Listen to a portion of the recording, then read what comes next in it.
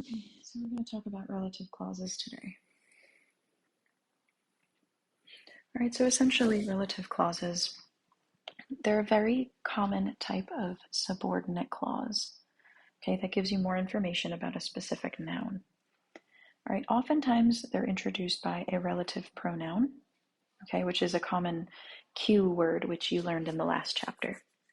Okay, and all relative pronouns do is they connect or relate the statement made in the subordinate clause to a noun or pronoun in the main clause. Okay, and the noun or, sorry, that should say or, sorry. The noun or pronoun in the main clause is called the antecedent. Okay, so in order to kind of successfully understand what a relative clause is and how you should grammatically be able to talk about them, you need to know what a subordinate clause is. You need to know also what a main clause is, and we'll talk about that in a moment. You need to know what a relative pronoun is, and you also need to know what an antecedent is. Okay, so let's take a look at what that means. All right, so here we have an example. Cornelia est puella quae in Italia habitat. Okay, now, if we were to chunk this sentence up, you would see that there are two parts to it. Okay, if I were to say Cornelia est puella, right, then the translation is given for you below. Cornelia is a girl. Okay, that sounds like a sentence, right? A full sentence, including a subject and a verb. Okay, and that can stand on its own. I could just say that as a statement. Cornelia is a girl, right?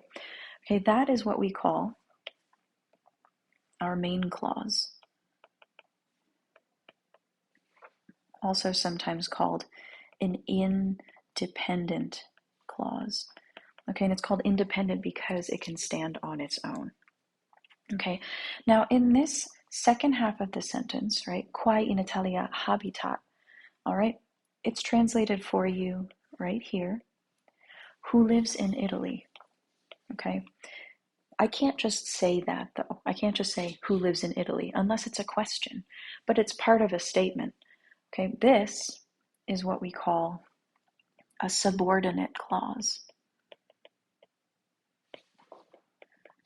All right, now if you've taken English grammar, sometimes people will call it a dependent clause, and that's because it depends on the independent clause. Like, right, this cannot stand on its own. Okay, so it needs the support from the main clause in order to make sense. All right, so you put all that together. Cornelia is a girl who lives in Italy. Okay, now we know that this second half of the sentence here is a subordinate clause, but it's a very specific type of subordinate clause. This, we're going to get rid of that, okay, is what we call a relative clause. And we use them in English quite frequently. Oftentimes, you can remember it as something that is being used to relate something or relate to something in the main sentence, right? So in the main sentence or the main clause, Cornelia is a girl, right? And the who lives in Italy, all of this is just giving you more information about the puella, about the girl, okay? So it's relating information back to the main clause, okay? So remember, a relative clause is a type of subordinate clause. Okay, so some more keywords that you need to be aware of, which you went over in the last chapter. Okay, we've got qui, quae, quod. You should definitely have these in your notes if you don't already. All right, but if you do not have them, please copy them down, as is. Now remember, I had mentioned earlier that, let's see. All right, relative clauses are introduced by relative pronouns, okay? And that's what we're looking at here, okay? That's these, all right, relative pronouns, okay? And then in the plural, these are also relative pronouns. All right, what's nice about them is that they do follow a typical pattern, right? So it's easy to remember because it's cuius straight across, okay, for all three in the masculine, feminine, and neuter, cui straight across for the dative, Now, when you get here, right, quam ends in am, which is very feminine and very accusative looking, and it is. That's how you can recognize it. Okay, and in the plural, you have also recognizable. You've got orum and aurum, right? Those are pretty recognizable genitive plural endings. All right, now quas here ends in as, which is very feminine and accusative, right? And quos is very masculine and accusative looking. Okay. Now you don't need to memorize too much because both the dative and the ablative plural is quibus straight across. So those, it's not that hard, and there's not too much to memorize here because you do know the patterns for typical noun endings, right? Think back to the speed checks that we've done in the past in class. Okay, let's not get there yet. Let's do some more examples, maybe in English, and we'll talk about the different parts. So let me add a page here, and then we'll talk about it. So let's write a sentence in English.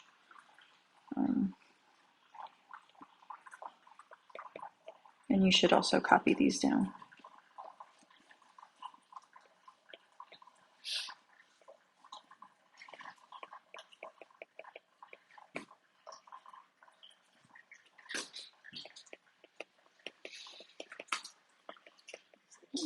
Okay.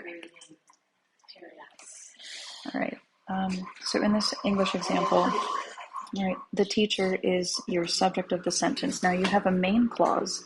Okay, the teacher went to the fair. Okay, that's your main clause or your independent clause, meaning it can stand on its own. You could simply say the teacher went to the fair and the sentence makes sense. Okay, now the other part of this is your relative clause, who was working. You can't just say that on its own. It needs something to stand on or be supported by. Okay, it relates the information back to the teacher. It has to do with the teacher. Okay, so in English, what you might say, the teacher is what we call the antecedent.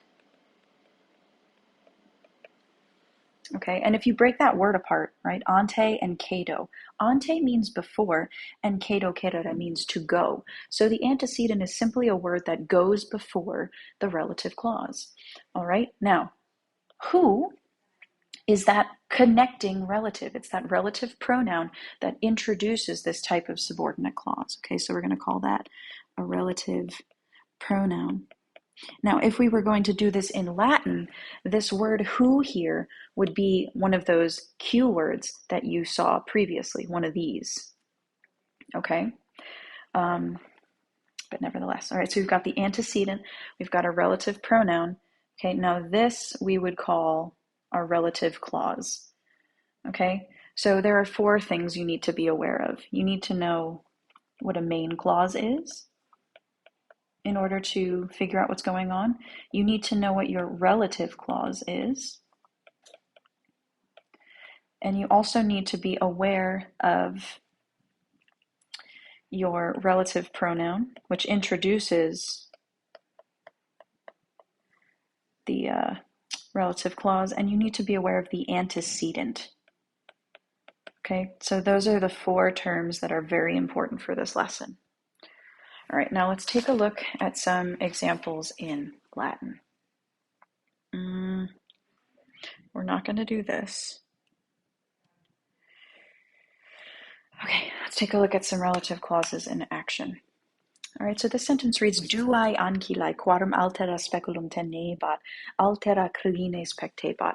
Okay, so if we were to break this up, we've got our main clause, which consists of Duae ancillae, altera crines pectebat. All right, so let's mark it up and see what we have here. Duae ancillae is nominative and plural, so it's going to be our subject. And our verb, oh, there's an error here.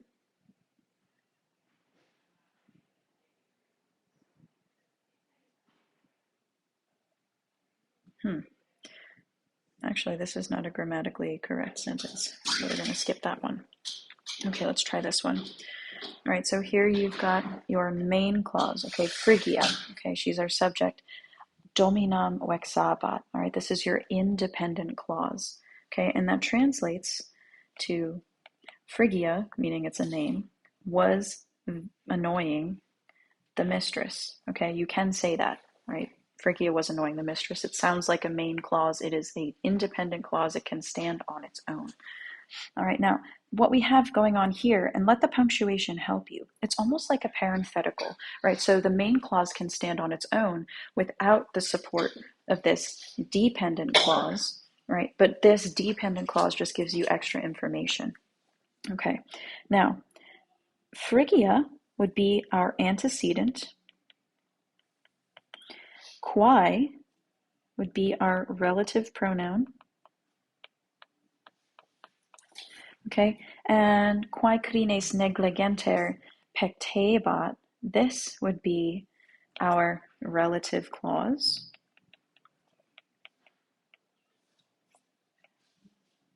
Okay, let's just mark that off.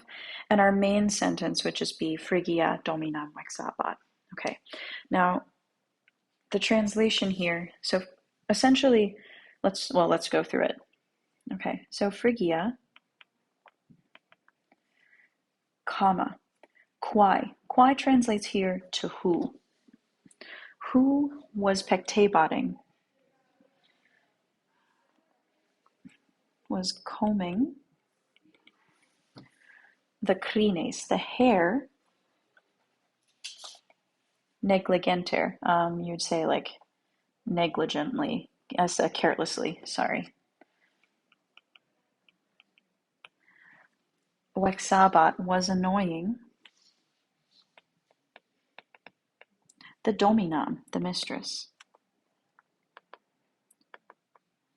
Okay, so that's your translation for this sentence. Now, I think that should be sufficient. One thing I do want to point out here is that in Latin, the word Phrygia, okay, let's talk about what this word consists of. It's our subject, so it's nominative. And Phrygia, Phrygiae is a first declension noun, meaning it's feminine in gender. And Phrygia is one person, right? So it's the form itself is singular. Now, if we were to go back and check our chart of relative pronouns, we would see that quae is also feminine and singular. Okay, and let's take a look. So quae, let's remember these parameters. Okay, so quae, feminine, here it is. Okay, so it agrees with Phrygia. Oops, sorry, I'm skipping all over the place here. All right, so essentially the big takeaway here is that the antecedent and the relative pronoun need to agree in gender and number. Okay, so please write that. The antecedent and the relative pronoun must agree in gender and number. Okay, one thing to note, it does not agree or does not need to agree in case.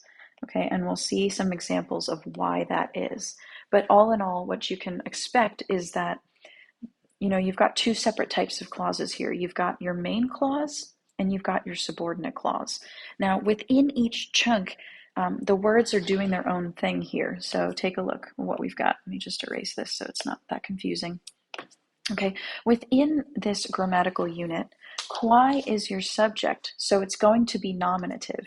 All right, now it's also, Phrygia in our main clause is also nominative, but that's just coincidence, okay? It doesn't have to agree in case. So this is our subject, this is our verb, and this is our direct object, and negligenter is simply just an adverb, okay?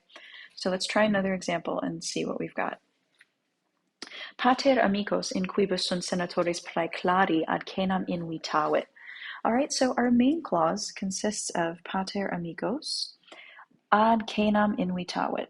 Okay, pater is my subject, amicos is accusative, right? That os tells us that, so it's my direct object. Ad is a preposition, which means we've got ourselves a prepositional phrase here, and invitavit is my main verb. Okay, so that main clause is our is its own grammatical unit. Now, in here, we've got a relative clause, okay? Remember, a relative clause is just a type of subordinate clause, but it can have its own functions, okay? So sunt would probably be a verb here. Now, the antecedent of this relative clause is going to be amicos, so let's label that. Okay, which means that quibus here is my relative pronoun. Okay, now the in is here. That's just telling me that this is a prepositional phrase. Okay, and sunt, within this prepositional phrase, you've got senatores and praeclari being linked together by sunt, this linking verb. So our sentence is essentially going to be translated as this. Pater, we're going to start with that. The father, invitavit, invited, amicos, friends,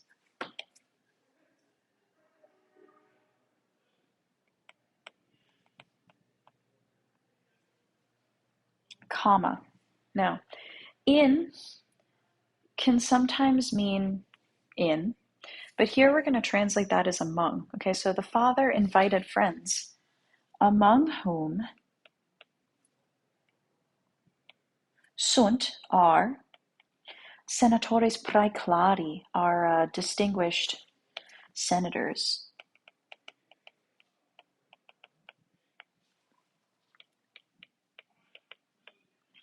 Okay, so we'll end that. And then we just have to deal with ad cenam, to the dinner,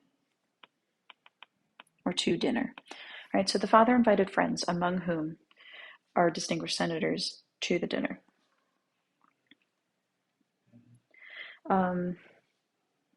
Okay. So let's talk about case here, right? So we know that amicos is my antecedent. All right, and let's talk about what makes up that form. So amicos is accusative, plural, masculine. Now quibus could be a couple different things, but this in is going to help us out here. All right, so let's take a look at our chart. It's got to be masculine because it has to agree in gender, and it has to be plural. So what case are we working with here? Okay, so we're in the plural chart here. Let's take a look at what we've got. Okay, so it's got to be masculine, so we're going to be in this column, and it needs to be plural, so we're in this chart. Now, in is a preposition, right, this word here, and it can either take the accusative or the ablative case, but the form here is not quos, okay, it's quibus. So what that tells me is that the form being used here is ablative, not accusative. So let's go back and mark that up. So this is ablative, this is plural, and this is masculine. Okay, so you'll see, right, remember the rule. The antecedent and the relative pronoun need to agree only in two ways. They need to only agree in number and gender. They do not need to agree in case, okay? Because think of the relative clause and think of the main clause as their own type of like standalone grammatical feature, okay? So the big takeaway from today is the relative clause you need to know. You need to know what a relative pronoun is.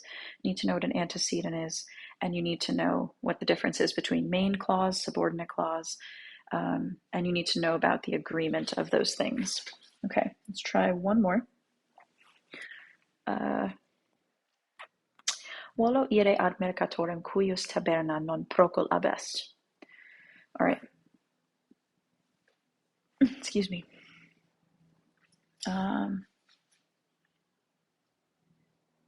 me see what's going on here. All right, so my main verb, we're going to start with that. Always find the verb first. So wolo, okay, I want. Now, you can't just say I want, right? So I want to do something. And we do have our complementary infinitive here. It's ire. Okay, so I want to go. Now, ad is a preposition, which means we've got ourselves a prepositional phrase here. Mercatorem. All right, I want to go to the merchant. All right, now, I didn't set it off by commas here, but this is our relative clause. Okay, so cuius is my relative pronoun, and mercatorum is my antecedent. Now, typically the antecedent and like the relative clause usually follows right behind the antecedent, so there's really no debate in Latin word order what the relative clause is modifying, if you kind of use that to help you figure it out. All right, now the form here is cuius. So let's take a look at our chart and see what case cuius is. Okay, now lucky for us, cuius is genitive singular all across the board for all three genders. Okay, so remember the key word for the genitive is of. So we're going to translate it thus. I want to go to the merchant. Now, this is of whom. That's how we're going to translate that. So hold on to that for just a second. Now, within the relative clause, my verb is abest. Okay, non procol just means like not very far off, or far off, sorry. And taberna, right? My subject needs to be singular nominative, and taberna is that. Okay, so let's put this all together. I want to go to the merchant, comma, the taberna, the shop of cuius, of whom, or in better English you might say whose shop, non abest procol, is not very far off. Okay, so if you notice what we did here, right, the antecedent for mercatorum, the antecedent is mercatorum. All right, and we know that this is accusative in case. It's singular in number if you think of your third declension endings, and it is masculine. Okay, now the word cuius, okay, which we checked before, is genitive. It's singular, and it could be any of the genders because cuius is the same across the board, but it would match, right? So remember what we said before. Our antecedent and our relative pronoun, they're going to agree in number, they're going to agree in gender, but they don't necessarily need to agree in case, okay? And here they don't. All right, so our big takeaway from this is the following. All right, so some new vocab that you need to be aware of. You need to know what a relative clause is. You need to know what a main clause is. Okay, and remember, main clause is a dependent clause that can stand on its own. A relative clause is a type of subordinate clause, or flip that. This is independent, whereas this is dependent. Sorry, tripping on my words here. Okay, so those are the two types of clauses you need to be aware of. And within this construction, you need to be aware of what the antecedent is. And you need to be aware of what introduces the relative clause, which is known as the relative pronoun. Okay, now, the antecedent and the relative pronoun are going to have a relationship, and they need to essentially agree in gender and number, not case, right? Because the relative pronoun can be doing something completely different than what our antecedent is doing in the sentence, which we just saw as an example. Okay, so those are some new vocab terms that you need to become comfortable with using to describe with precision what relative clauses are. And one more takeaway in terms of word order, okay? The relative clause often follows directly behind the antecedent. Okay, so there should be no question in your mind what the relative clause is relating to or giving you more information about. All right, so that's kind of a basic rundown of what relative clauses are, how they are formed, what makes them up. Okay, but essentially they're just who statements. Okay, like the students who were being annoyed by the teacher decided not to do their homework, right? That who were being annoyed by the teacher, that's your relative clause. Okay, so that's about it. Thanks for watching.